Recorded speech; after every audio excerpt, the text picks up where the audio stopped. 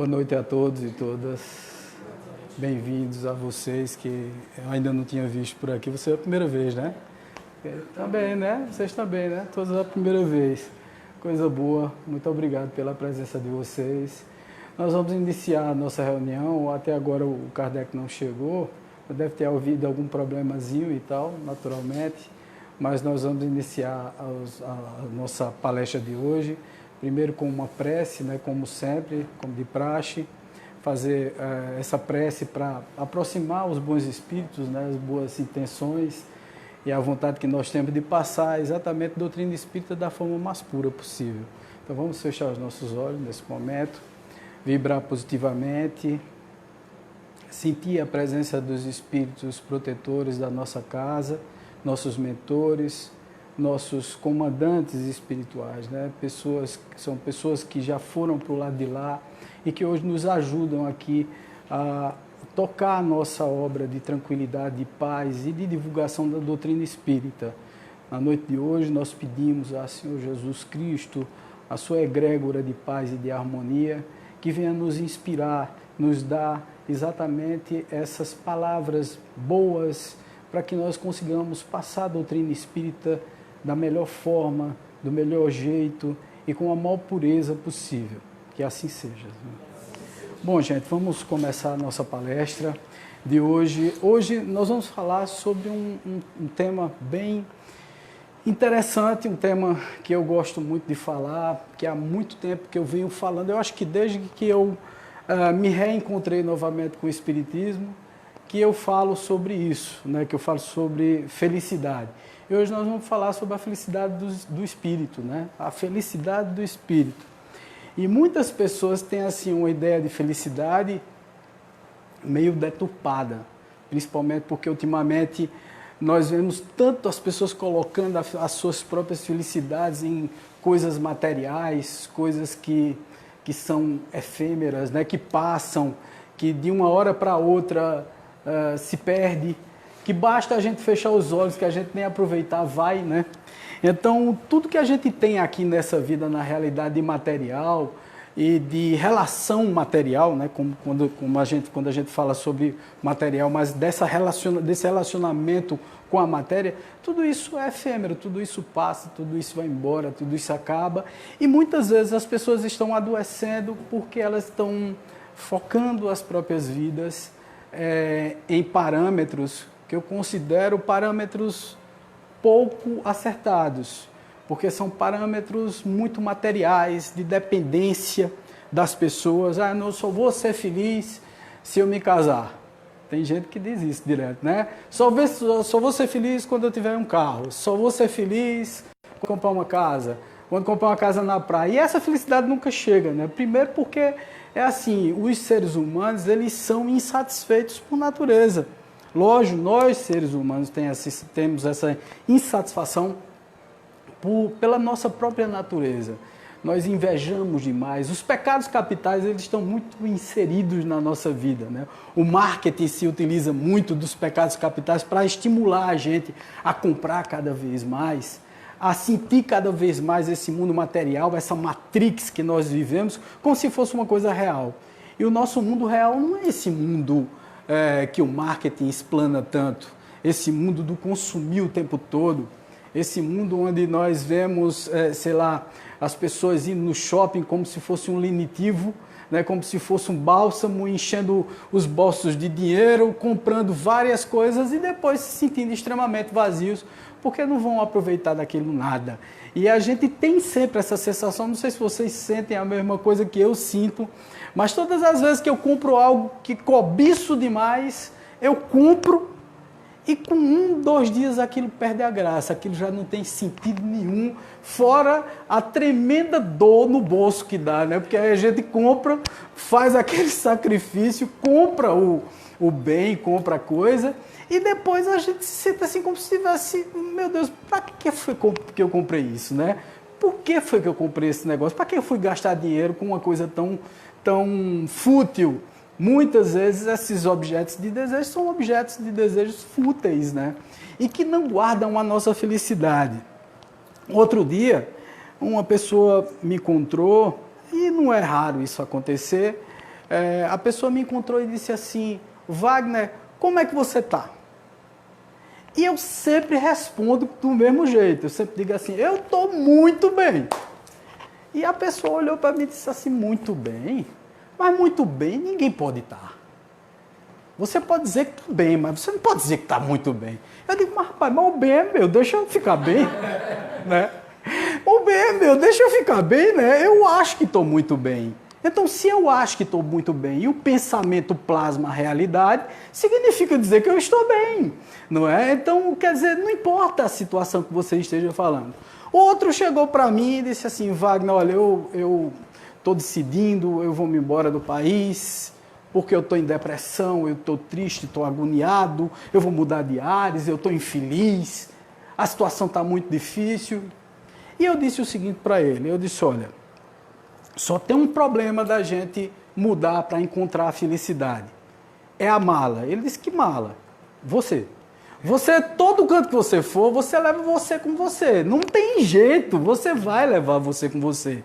Né? Então você vai levar os seus desgostos, as suas tristezas, as suas agonias, as suas insatisfações, a sua falta de paciência, a sua falta de compreensão, a sua falta de humildade, tudo isso você vai levar com você. Se você não se conserta primeiro para depois viajar, você vai viajar com toda essa mala. Por um tempo, você vai chegar nesse país novo, nesse local novo, nessa cidade nova, e você vai se sentir até bem, porque é novidade, porque você não conhece as coisas, não conhece as pessoas. Um mês passa, você já começa a conhecer mais um pouquinho. 2 meses passa, você conhece mais um pouco.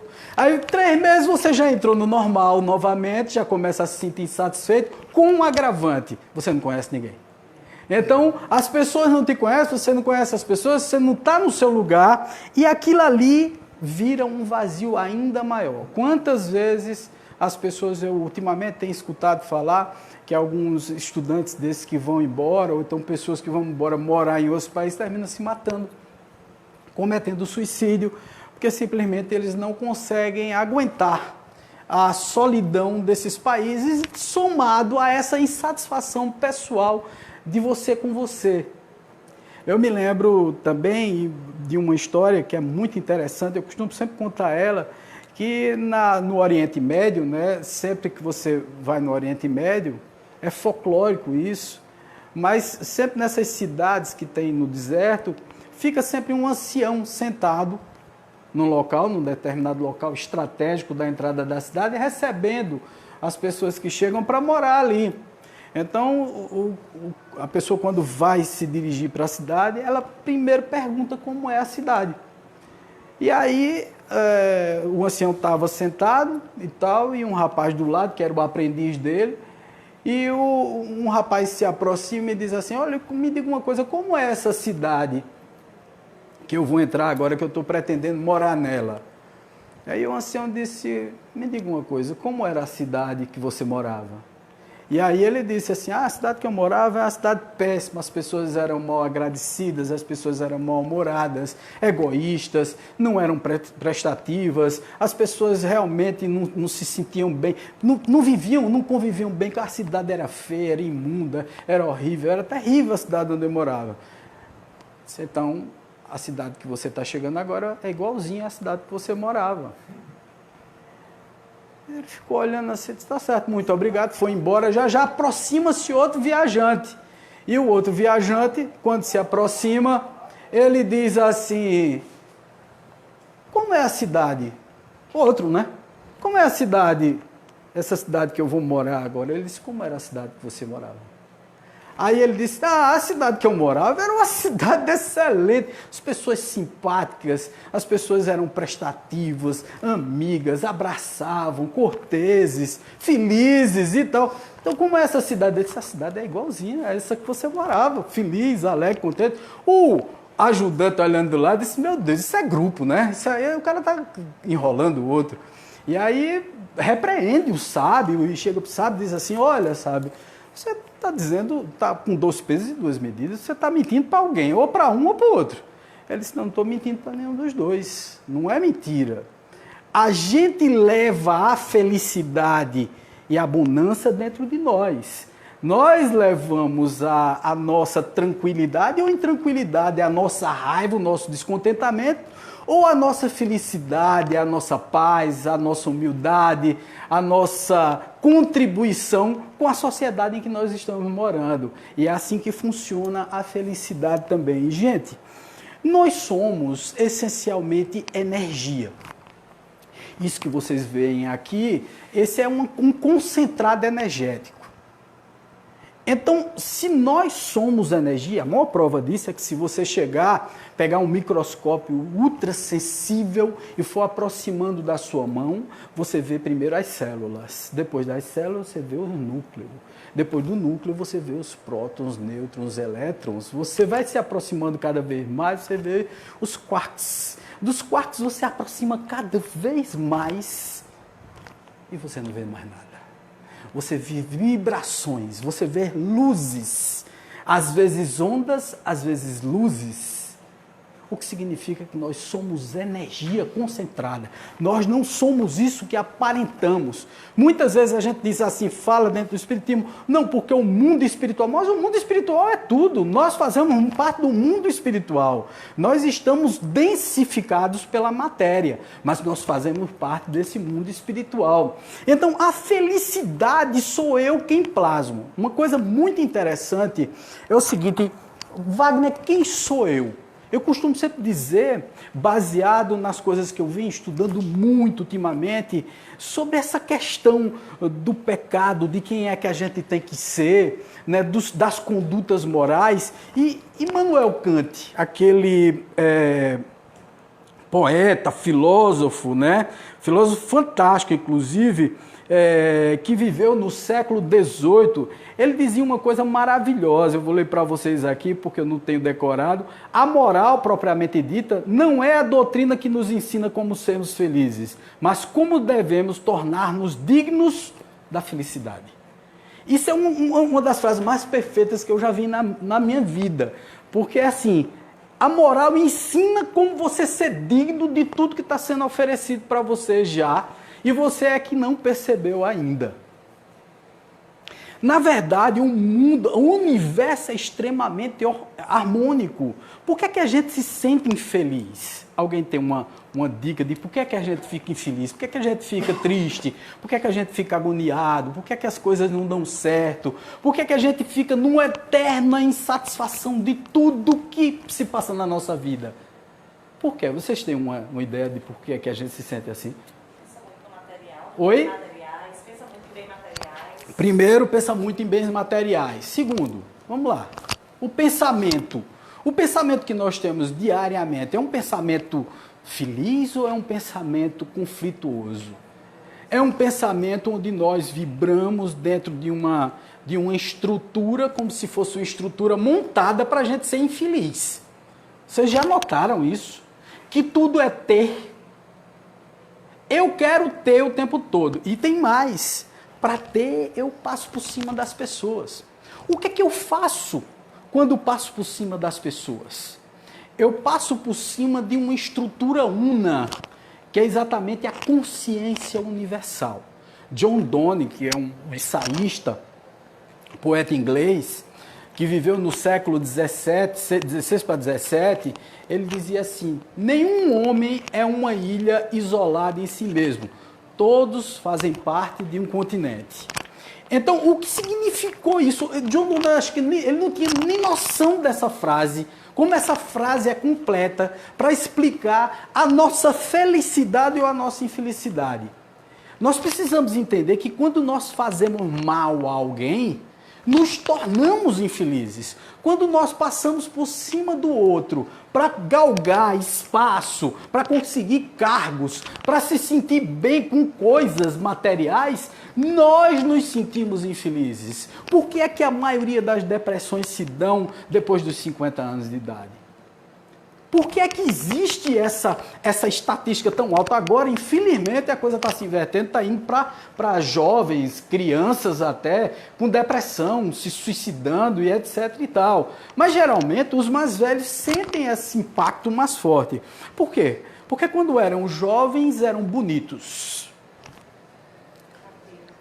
ativos, sexualmente falando também, né, tinham muita disposição, tinham tudo, e focaram toda a elaboração, toda a filosofia da sua vida pessoal em um modelo de felicidade, que é um modelo de felicidade da juventude, do vigor físico, da beleza física aparente, e esqueceram coisas primordiais. Por exemplo, esqueceram que em qualquer fase da vida nós somos lindos.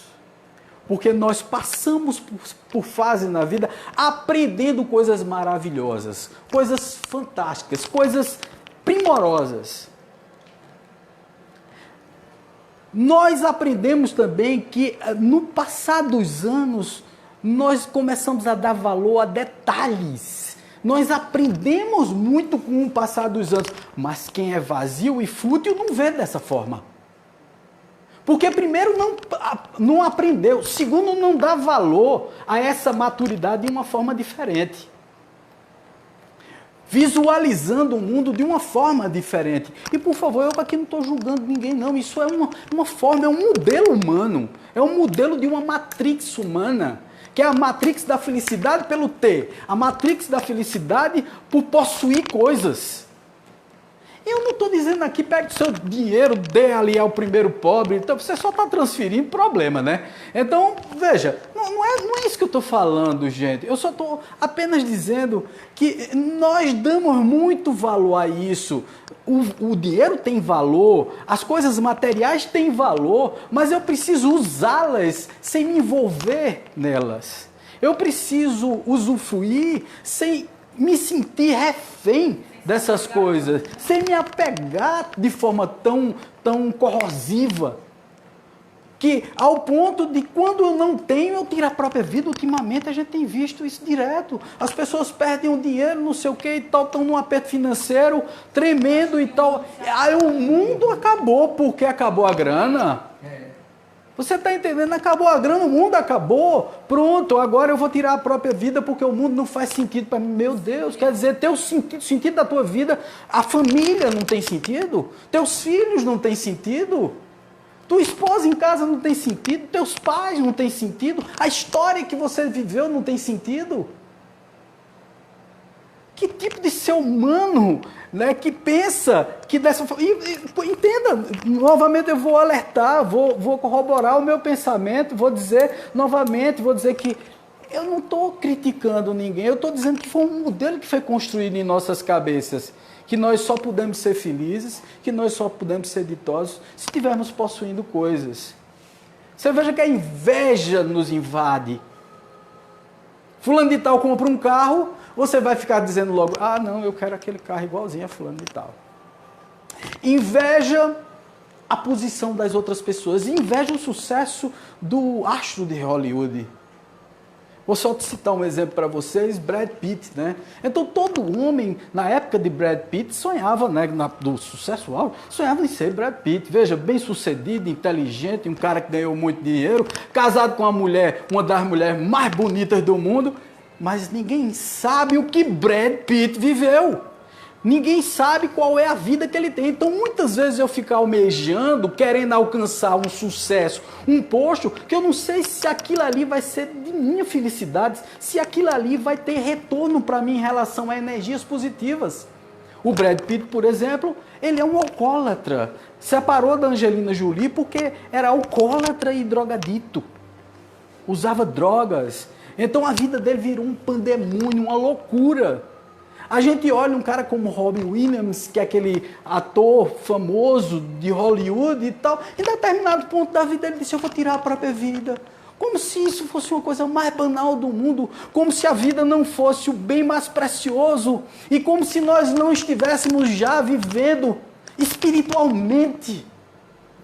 Como se tudo que nós fazemos nessa vida não fosse uma grande consequência para a nossa evolução espiritual. Como se o mundo espiritual estivesse descolado de nós. Como se cada ato que nós praticamos aqui não viesse reverter em tristezas, agonias e infelicidades.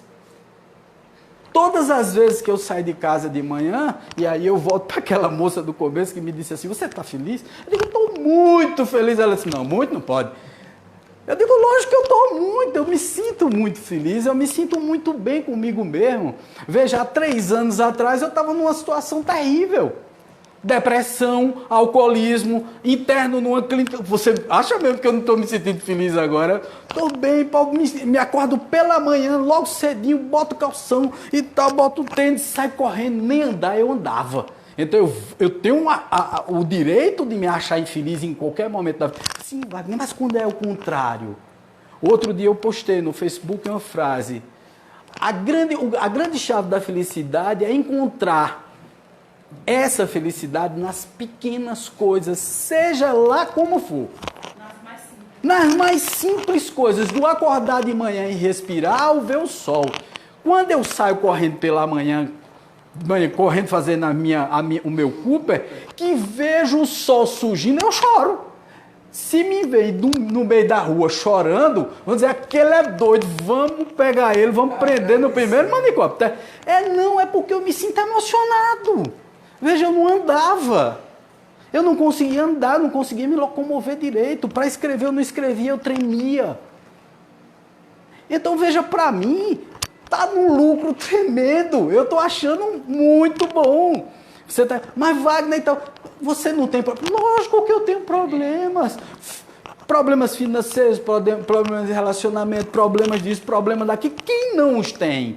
Né? Todos nós temos problemas. Agora, vou me entregar aos meus problemas? Não, gente. Não é a Wagner agora está no Centro Espírita dando palestra de autoajuda, né? Mas não é isso. Não é isso, né? Falando sobre otimismo, não sei o quê. Mas veja, qual é a principal função do espírito imortal? Vocês acham mesmo que Deus nos fez para sofrer? Vocês acham mesmo que Deus colocou o pecado em nós? Não, fomos nós que construímos tudo isso. Na pergunta 621 do Livro dos Espíritos tem lá. Onde está a consciência? Onde é que está Deus? Né? E aí os Espíritos respondem, na consciência dos homens. Então Deus está na minha consciência. Todas as vezes que eu faço algo errado, que eu destoo do equilíbrio universal, essas coisas vão vir contra mim. Eu vou me sentir desequilibrado. Todas as vezes, gente, que eu vocifero no meio do trânsito, que eu grito no meio do trânsito com raiva porque alguém passou na minha frente, porque, sei lá, porque alguém fez uma barbeiragem, aquilo volta com uma energia tão forte no mundo. O cara nem ouviu eu chamando palavrão. Ele nem ouviu eu vociferando contra ele, dizendo seu grosso, seu não sei o que, seu não sei lá. Ele nem ouviu, mas quem sentiu fui eu. Por que existe essa sensação? Vocês já se perguntaram? Por que existe essa sensação de tristeza quando a gente comete uma barbaridade de dizer algum palavrão? De desarmonizar? De chegar em casa e gritar com a família? Será que não é melhor pensar 2 vezes, 3 vezes, contar até 10 antes de dizer algo, de comentar algo de alguém, de ser maledicente? Será que não é melhor a gente contar até 10 antes de ofender alguém na sua suscetibilidade, na sua sensibilidade, na forma como essa pessoa pensa e age? A gente não sabe por que aquela pessoa está agindo daquela forma. De vez em quando eu recebo lições disso, porque às vezes dá uma vontade danada. A gente que é espírito, né? A gente fica se policiando o tempo todinho, né? O doutor Bezerra de Menezes disse assim, meu filho, não é que nós não tenhamos defeitos, nós temos os mesmos defeitos de todo mundo, só que nós corremos dele enquanto que os outros correm a favor, né? Vão tentar abraçar os defeitos. Mas na realidade, todas as vezes que você vê algo e você percebe essa situação, nós como espíritas, nós sempre damos 2 passos atrás, olhamos a situação de longe e dizemos assim, puxa vida, será que o que eu vou fazer agora vai ser uma coisa bacana para mim? Porque eu tenho toda a noção da espiritualidade e da energia que está ao meu redor. Veja, o espírita não é o inocente. O espírita tem uma coisa a mais, que é a noção das energias que permeiam o mundo em que ele vive. Kardec perguntou, os espíritos influenciam em nossas vidas? E aí os espíritos responderam, muito mais do que vós imaginais. Eles muitas vezes vos dirigem. Significa dizer que muitas vezes eu estou sob a influência espiritual de alguém que não quer que eu seja feliz. E eu alimento tudo isso, não boto a culpa no obsessor. Porque depois que inventaram obsessor, danado sabe botar a culpa em obsessor de tudo. Não, é você que vibra negativamente, obsessor nenhum. Fica com quem vibra positivamente, você pode ter certeza disso. Com quem não é maledicente, com quem não está fazendo coisas que não deve fazer. Obsessor nenhum se conecta ao bem. O obsessor que está com você, ele tem duas opções, e eu digo isso para você porque o meu obsessor se transformou no meu protetor hoje.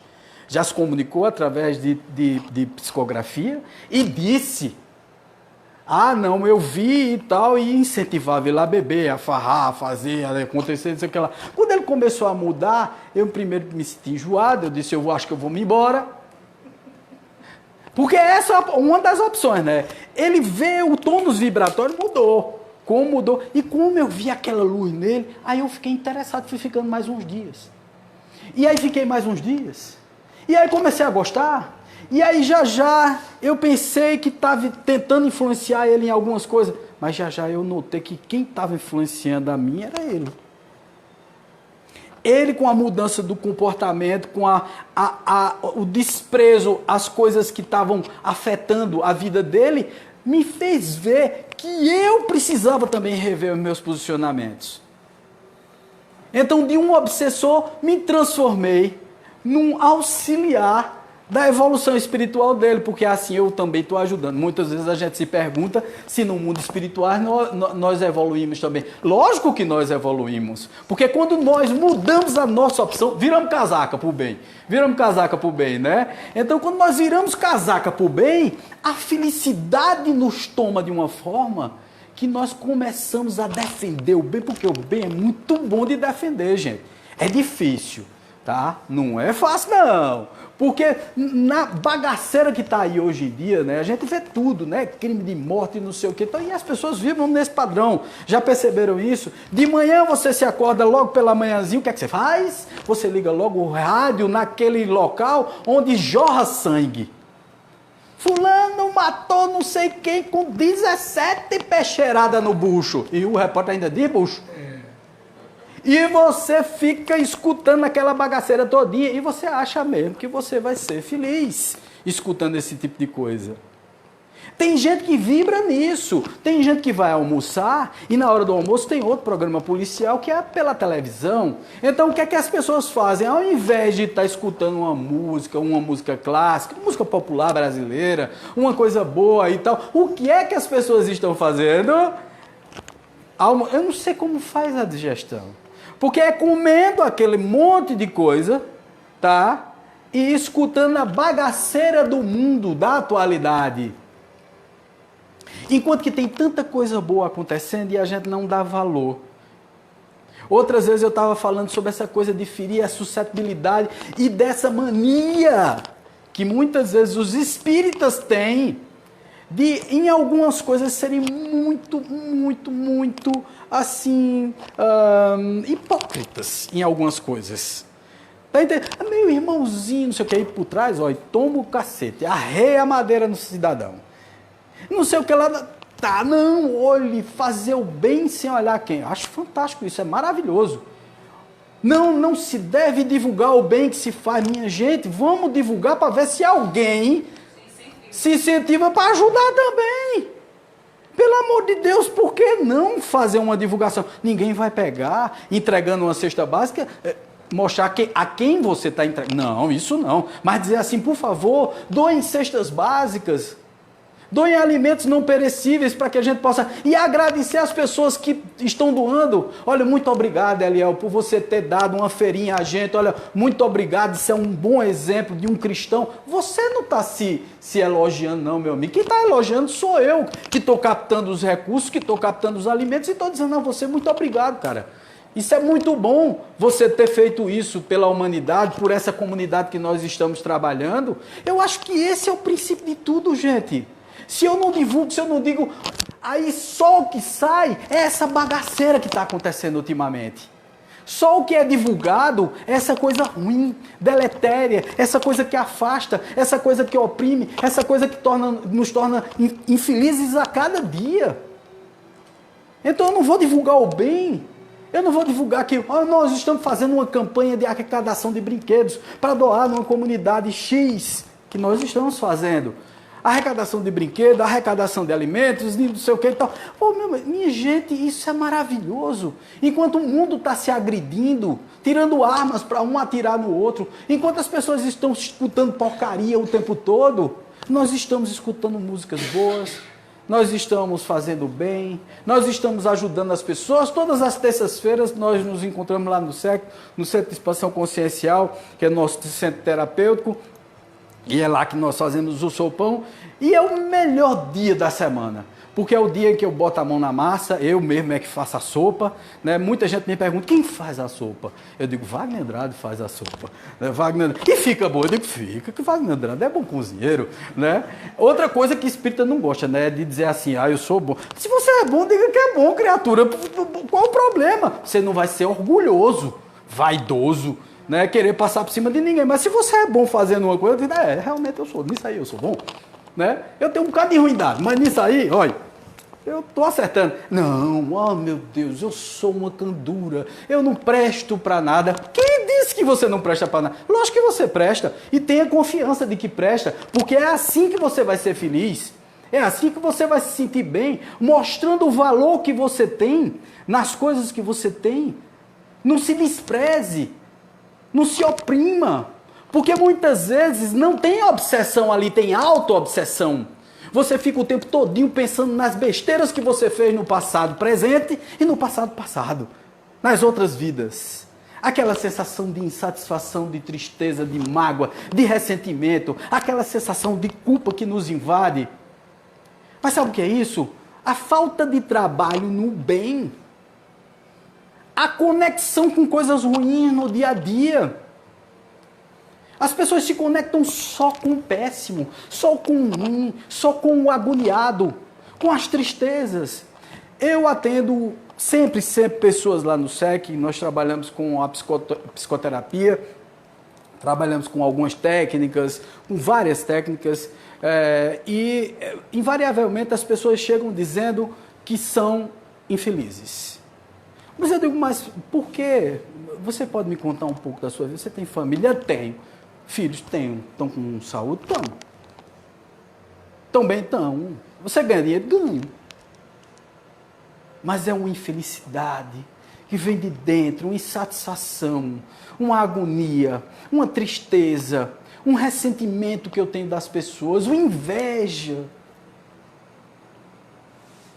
Eu olho para as pessoas e fico achando assim, eu podia ter mais do que elas. Veja, é a coisa material, né? É a coisa que lhe invade, é aquela coisa, não, eu queria ter mais. Eu estou com inveja de fulano de tal, porque ele tem uma casa mais bonita. Fulano de tal tem uma casa e puxou um puxadinho, eu vou puxar um puxadinho também para mim. Porque se eu não puxar o puxadinho, eu fico infeliz. Porque fulano puxou e eu não estou puxando. Percebam isso, é essa coisa terrível que nós temos o tempo todo. Gente, nós somos energia pura, tá certo? Nós temos nossos corpos astrais e nossa estrutura energética e espiritual utiliza um corpo para nós aprendermos a ser felizes. Porque Deus não nos colocou na Terra para sermos infelizes. Muitas vezes, alguns espíritas também pensam assim, não, fulano de tal está passando o karma dele, então deixe ele atolado do jeito que ele está. Está fazendo parte do karma dele. Eu fico olhando assim, eu digo, meu Deus do céu, qual foi a escola kardecista que esse rapaz aprendeu? Porque, sinceramente, a gente vai ter que rever tudo de Kardec. rever tudo que o Espírito de verdade disse, rever tudo que os Espíritos colocaram no Livro dos Espíritos em 1857, quando começaram as publicações reais. Porque o Livro dos Espíritos já existia antes, né? Porque eles estavam com tudo elaborado na espiritualidade, passaram primeiro por método, tinha um monte de anotações e tal, e eles foram juntando. Em 1855 já existiu o Livro dos Espíritos, só veio ser publicado em 1857. Mas já existiu o Livro dos Espíritos, os esboços do Livro dos Espíritos. Então, se os Espíritos vieram e disseram assim, puxa vida, resgate, tire as pessoas. Ah não, Wagner, e a lei da causa e efeito? As pessoas não precisam pagar? É aquela ideia do karma hindu, né, que é uma ideia mais que a gente precisa compreender até um pouquinho melhor, porque eles também não dizem assim dessa forma, tá? Mas assim, é aquela ideia do, não, você está fazendo, você vai ter que pagar aquilo ali. O próprio Chico Xavier, através de Emmanuel passando as mensagens, Emmanuel disse, olha, principalmente quando você vai lá, aliviar a dor do outro, aquilo que ia ser uma perda de um braço, vira um band-aid no seu dedo, um cortezinho que você levou. O que significa dizer que nós nos redimimos dos nossos erros, das nossas histórias passadas. Nós reconsideramos e reconstruímos todo o nosso processo, ajudando, dando as mãos, gente. Sendo menos egoísta, sabe? A gente fica dentro de casa, numa bolha, se sentindo o próprio, né, detentor da verdade plena, achando que é extremamente infeliz e coitadinho. E quando a gente se aprofunda mais nessas pessoas, aí a gente vê que coisa impressionante. Não tem nada. Materialmente nada. Mas espiritualmente, provavelmente. Principalmente porque se eu começo a pensar negativamente, a espiritualidade que está querendo... Lógico, todo mundo aqui tem resgate, tá? Todo mundo, ninguém aqui é bonzinho. Aliás, se vocês forem, por favor, me perdoe. Me perdoe. Vai que eu estou falando para uma plateia de anjos e santos, e aí eu estou aqui, né, levantando um falso tremendo. Mas eu mesmo não sou. Eu me sinto uma péssima pessoa sendo uma grande pessoa. Porque eu preciso me sentir uma grande pessoa de estar tentando superar tudo. É isso que me dá felicidade, de todo dia acordar e dizer, mas rapaz, não é que eu fiz uma coisinha boa ontem? Não é que eu conquistei uma coisa nova? Não é que eu consegui ajudar as pessoas? Não é que fulano de tal saiu da depressão porque fez uma terapia? Não é porque fulano de tal foi lá no centro e tal, foi ajudado por Kardec, foi atendido e recebeu uma nova energia e saiu de lá bem? Eu tive uma conversa fraterna com alguém, apliquei um passe e tal, e a pessoa saiu energizado, saiu maravilhoso de lá. Poxa, que coisa boa, que coisa maravilhosa que eu consegui, de alguma forma, contribuir para a felicidade de alguém. Gente, nós não somos uma ilha isolada de nós mesmos. Nós não somos essa ilha.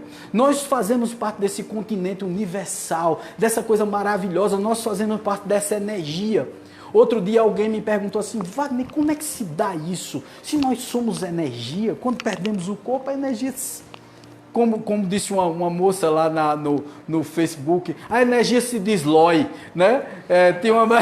Se deslói, né? A energia se deslói. Tem uma moça lá que fala de física quântica, né? E ela disse assim, a energia se deslói, né? Eu digo, que bacana, ela explicando o trovão lá, muito engraçado ela explicando.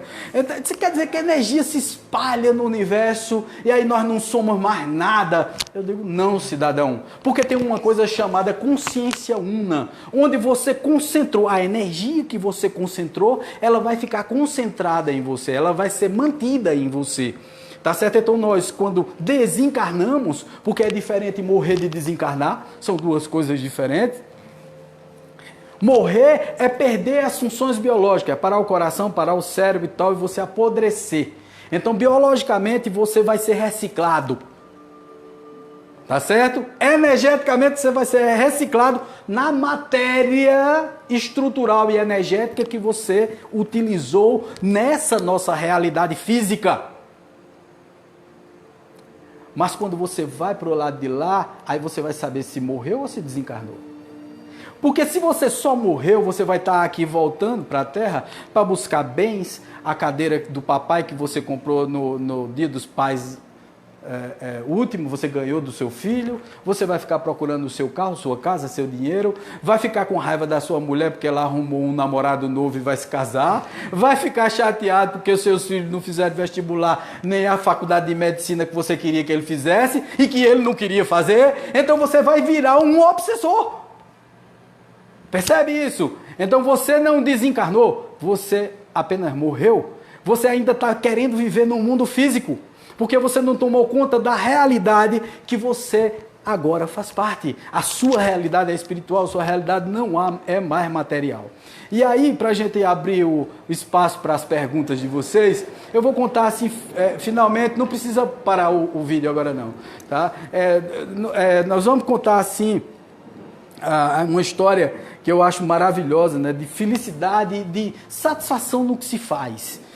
A Madre Teresa de Calcutá, ela atendia toda a cidade de Calcutá, na Índia, uma cidade extremamente pobre, com guetos terríveis, né, de marginalidade, de criminalidade, e ela saía visitando todos aqueles locais. Ela já era famosa e a BBC de Londres foi entrevistá-la. Tinha vários repórteres, não só da BBC de Londres, mas diversos jornais e periódicos do mundo inteiro, e estavam no hospital onde ela atendia centenas, milhares de pessoas por mês. E eles estavam lá de plantão. E aí o primeiro a alcançá-la foi um repórter da BBC. E na hora que ele chegou próximo dela, um doente vomitou no chão. E quando vomitou no chão, Madre Teresa de Calcutá simplesmente pegou o hábito dela, tirou, enxugou, pediu um balde a alguém, foi lá, lavou no balde e tal, e o repórter ficou olhando aquele negócio todo com o maior asco, né? Meu Deus do céu. Aí chegou para perto de Madre Teresa, quando ela se desfez, foi lá, lavou as mãos, quando voltou, ele disse: Madre, estou impressionado. Madre, por dinheiro nenhum eu faria isso que a senhora fez. Ela disse: eu não fiz também, eu também não faria não. Eu não fiz por dinheiro, eu fiz por amor. Então, quando a gente coloca o amor na frente de tudo, gente, a gente se liberta. A gente muda a nossa face e a nossa realidade. E a gente começa a ser feliz. Porque, veja, até os ressentimentos, as tristezas, as agonias, elas são dissolvidas imediatamente quando nós colocamos o nosso coração em voga. Quando nós dizemos assim: não, eu quero ajudar. Porque eu quero ajudar. Por que você está fazendo isso? Ah, você está fazendo isso para evoluir? Eu digo: também. Lógico que eu estou fazendo para evoluir. Mas eu adoro ajudar. Eu gosto que chegue o dia de terça-feira, porque eu vou fazer a sopa, porque eu vou levar a cesta, porque eu vou levar os brinquedos para as crianças, porque eu vou encontrar aquela meninada toda. Tem uma criancinha lá, um pequenininho, né, que é Down, né, de 12 anos, já é um rapazinho já, né? E ele, quando a gente chega lá, ele se abraça com a gente sorrindo. Ah, que bom que chegou! E o bicho é brabo, sabe dar tapa-olho nos meninos, dos irmãos dele. Aí a gente: não, Dodô, não faça isso não, e já ajeita para lá, ajeita para cá. Mas um menino lindo, quer dizer, você perde essa oportunidade de estar em contato com essas criaturas maravilhosas, tá entendendo? Que são nossos irmãos mesmo, tá? Quando a gente fala irmão dentro do espiritismo, fica uma coisa meio falsa, meio para meu irmão. Irmãos são esses. Não esse irmão, coisa, ah, meu irmãozinho, abrace. Entendeu? E arreia a madeira. Tem. Olha, eu não sei como. Não, estava só comentando. Não dava nada, esse comentário que faz... tá falando mal mesmo. E outra coisa, esse comentário, isso é um veneno. Isso é um veneno, envenena a todos. Envenena o ambiente, é por isso que o movimento espírita está sofrendo tanto ataque ultimamente. Por isso que os centros espíritas estão se dissolvendo. Por isso que os centros espíritas estão virando antros de obsessões coletivas. Entendeu? Onde nós vemos grupos sendo influenciados por espírito, por horda de espíritos que estão achando engraçadíssimo tudo isso. Todo mundo diz assim: não, todo centro espírita tem uma proteção muito grande. Eu digo: sim, sim. Se todos estiverem com harmonia adequada, porque não é totalmente harmônico não, porque ninguém tá certo? Mas tomando conta dos próprios pensamentos, tomando conta da própria língua, para não estar conversando besteira, para não estar dizendo, é melhor você... Tem uma técnicazinha muito boa para não falar besteira, né? Toda vez que você imagina falar besteira, você pega a bota e enche a boca d'água, pronto, fica lá, ó.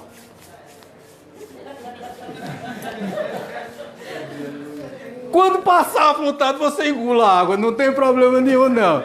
mas vai passar a vontade de falar mal do povo.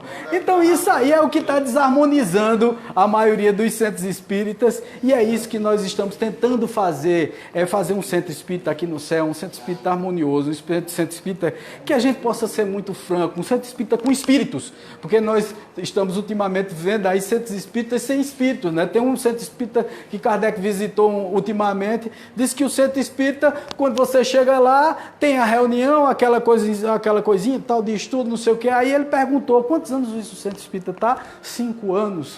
E aí a reunião mediúnica, de você, não, a gente não tem reunião mediúnica. Como é que um centro espírita não tem reunião mediúnica, né? Não se conecta com os espíritos. Outras vezes a gente pensa assim, não, nós não podemos evocar espíritos. Como é que você vai praticar espiritismo sem evocar os espíritos? Kardec está dizendo lá. Tem lá um capítulo inteiro sobre a evocação no Livro dos Médiuns, é só dar uma olhada lá. Aliás, o nome do Livro dos Médiuns anteriormente se chamava Manual dos Evocadores. Então, por favor, o espiritismo é para evocar mesmo. Aliás, Kardec dizia e justificava isso. Gente, se você não evoca, vem qualquer pessoa. Se você deixa um microfone aberto e não chama a pessoa para falar, qualquer bestão ali pode falar no microfone e vai dar besteira. Então é melhor evocar, é melhor chamar. Eu vou chamar papai, vou chamar mamãe, vou chamar vovô, vou chamar titio, vou chamar meu irmão, que já faleceu, está do lado de lá, vou chamar pelo nome. E se ele estiver por perto, estiver em condições, ele vem e fala.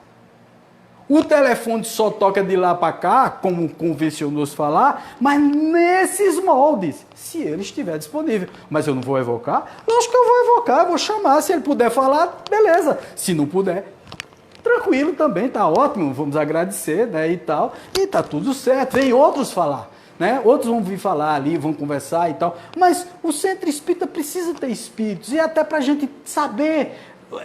que lá está essa nossa felicidade. É tão importante entender a agonia dos espíritos do lado de lá. É tão importante entender por que é que muitas vezes nós não conseguimos ser felizes como espíritos no mundo espiritual.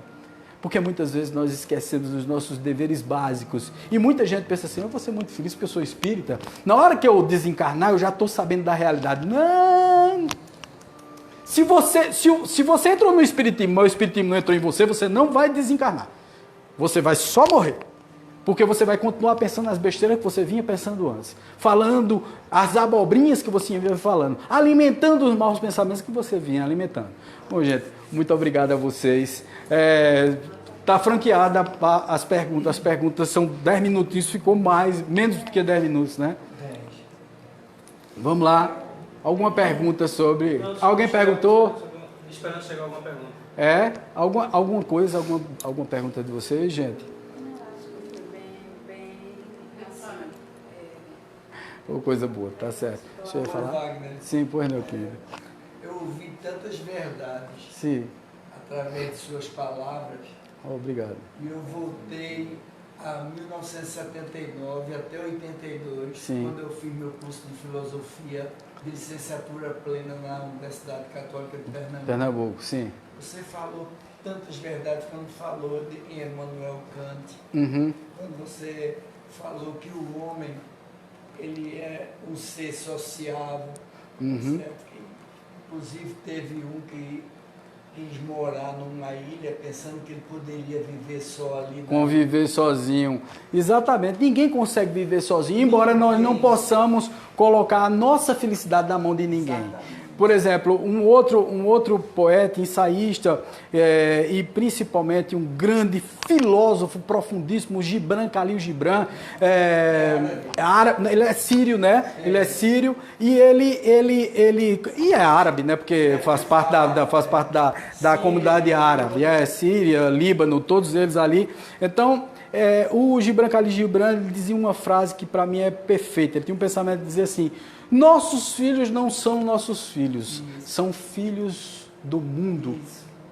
Né? E ele diz assim no final da poesia dele, que é quase uma poesia, o pensamento dele, ele diz assim: da mesma forma que nós lançamos a flecha, arqueamos para lançar a flecha, o arco se valoriza.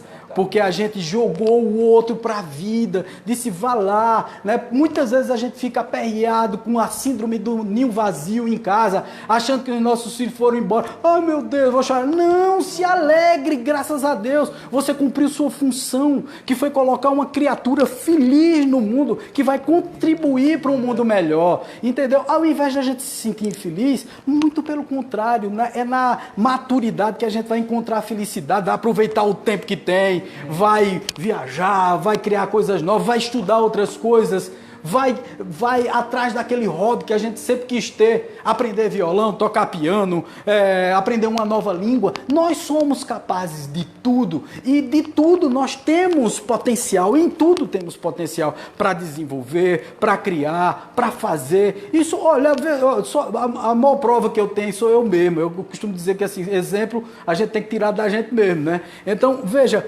eu estava numa matrix, né? Era formado em Direito, formado em Administração, professor universitário, consultor de empresa. Quase endoidando, alcoólatra, tal, quase pirando. Quando eu parei tudo e virei, aos 50 anos de idade, terapeuta holístico, mudei tudo, acabei com tudo que eu fazia antes, abandonei faculdade, abandonei consultoria, abandonei tudo e mudei. Todo mundo pode, gente. Você quer? Pode, todo mundo pode trazer a felicidade para si próprio. Mas Wagner tem a realidade financeira. Gente, às vezes é melhor ganhar menos e ser feliz do que estar ganhando rios de dinheiro, arriscando a vida e viver uma infelicidade, tá na porta da morte mesmo, né? Porque essa é a porta da morte, que é a morte psicológica, é a morte em vida, é a morte de você saber assim, puxa vida, eu não tenho perspectiva, eu não sei para onde vou, eu não sei o que vou fazer. Então, esse é o erro que nós cometemos, nós seres humanos cometemos, de achar que já passou o tempo. Ah, já passou o tempo, eu sou burro velho não aprende mais nada. Lógico que aprende. Aprende muito e aprende bem. Aprende com maturidade, com o pé no chão, sem passar por cima de ninguém, sem fazer coisas erradas, criando coisas novas para as nossas vidas. É assim que a gente se sente bem, se sente feliz. É a gente renovando a nossa vida. Renovar, quer dizer, fazer uma nova coisa, tá certo? Então, isso é que é o maravilhoso. Eu acho que essa é a base de tudo, não é isso? E o saber... Eu ouvi isso de um alemão uma vez. Eu trabalhava no Rio de Janeiro e ele me via muito agitado, trabalhando com computadores, consertando computadores. Sei. Mas dizia, João, vem cá, você é muito agitado. Eu digo, mas é a velocidade, aqui tudo é longe. Sei. Lá em Recife, na minha terra, tudo é pertinho. Aqui eu tenho que correr, senão eu não vou atender meus clientes. Sei.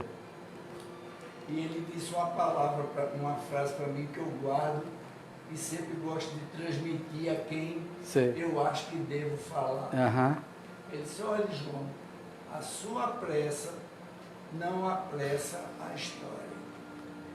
Fantástico isso, né? Maravilhoso. Um alemão fantástico, Guilherme Bodesheim, eu não esqueci ele há mais de 50 anos, até isso hoje. É maravilhoso, maravilhoso isso. Pensa sobre isso, vê que coisa maravilhosa.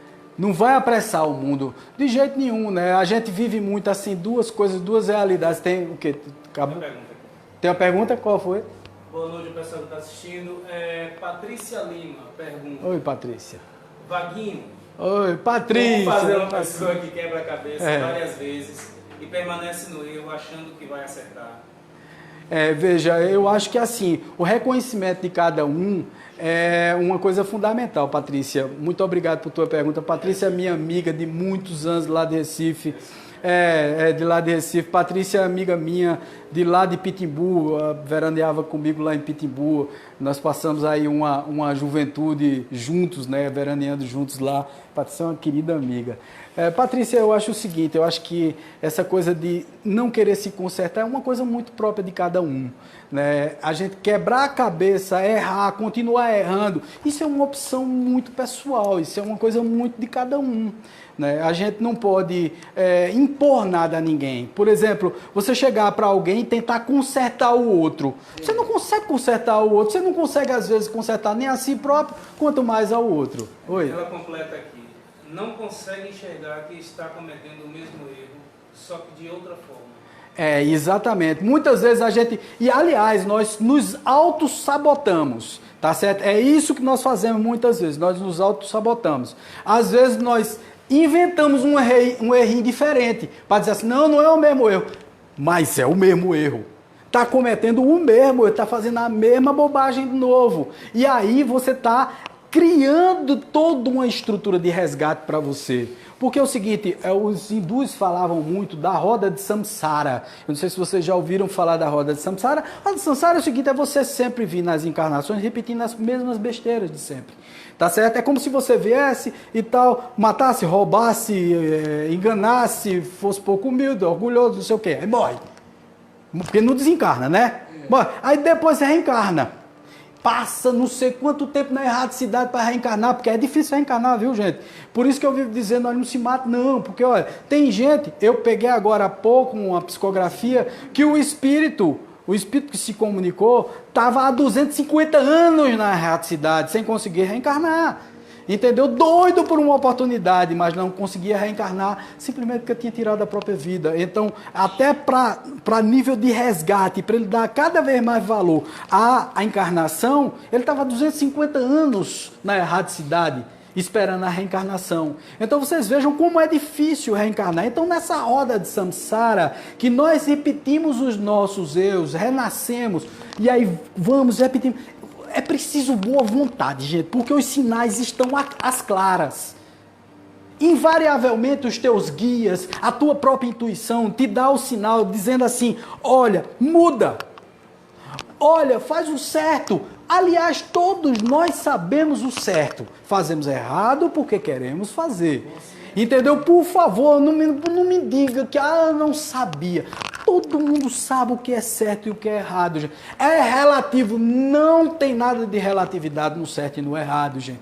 Bem e mal não existe relatividade. Certo e errado, baseado na sociedade de consumo, tem relatividade. Mas baseado nas leis universais, que é a lei do retorno, a lei da causa e efeito, nada disso tem relatividade. Não existe relatividade no universo perfeito, criado por um ser perfeito, que nem ser é. A gente chama de ser, mas nem ser é. Entendeu? Ele é uma energia que permeia tudo, que construiu a todos nós e que nos fez imagem e semelhança dele. A imagem e semelhança é porque nós somos fazedores de universos também. Nós estamos aprisionados num corpo de carne, mas o nosso potencial espiritual, só para vocês terem uma ideia, é de 95 mil bombas atômicas. Se nós tivéssemos só espíritos aqui com a má intenção que nós temos sempre, já tínhamos explodido o mundo pelo menos umas 95 mil vezes. Então, significa dizer que nós somos incontroláveis em certo ponto, mas temos um potencial fantástico de luz dentro de nós. Né? Nós somos lucigênitos, nós fomos feitos de luz, somos luz pura. Entendeu? Agora precisamos encontrar e saber domar essa luz. Para saber domar essa luz, é por isso que a reencarnação existe. É que através de um corpo de carne, material, de uma densidade maior da energia, que é isso que nós somos densos a mais. Apenas isso, né? Quando nós desencarnamos, ficamos densos a menos. Mas somos densos a mais para controlar, para aprender a humildade, o domínio dos próprios instintos, das sensações, das emoções, da vontade de fazer, sem poder fazer, e você vai lá e faz. Né? Então você precisa domar tudo isso para um dia, como espíritos mais libertos emocionalmente e psiquicamente, você perder os corpos densos, viver numa vida em que você vai começar a ensinar aqueles que ainda não sabem. O mundo é de aprendizado, o mundo é didático. O universo, na realidade, é didático. O universo é didático. Deus nos deu essa coisa maravilhosa de nós sermos reformadores da nossa própria vida, da nossa própria consciência e da nossa própria realidade. Se nós não entendermos isso, não vamos entender absolutamente mais nada. Entenda isso. Onde é que está a minha felicidade? Está nos outros? Não está em você. Onde é que está os processos da minha... Está em você. Eu quero resolver o problema. Está muito perto. Está perto, vai. Está em você. Olhe para você. É em você que reside toda a solução dos seus problemas. Oi, André. O Neide Maria Silva está dizendo que você bateu e alisou. E foi. Um beijo, Neide. O Neide é a querida. Tá. Gente, muito obrigado a vocês por mais uma noite maravilhosa aqui no CEA. É sempre muito gostoso estar aqui com vocês, passando doutrina espírita da forma mais pura possível. Isso é doutrina espírita, gente. É a gente discutir de uma forma muito lúcida sobre todos os conceitos que os espíritos vieram nos trazer através do nosso codificador Allan Kardec. Um abraço no coração, um beijo muito forte, paz e luz para todo mundo. Valeu, muito obrigado. Tchau. Obrigado. Valeu. Pode parar, André. Aí. Tu sabe parar? É.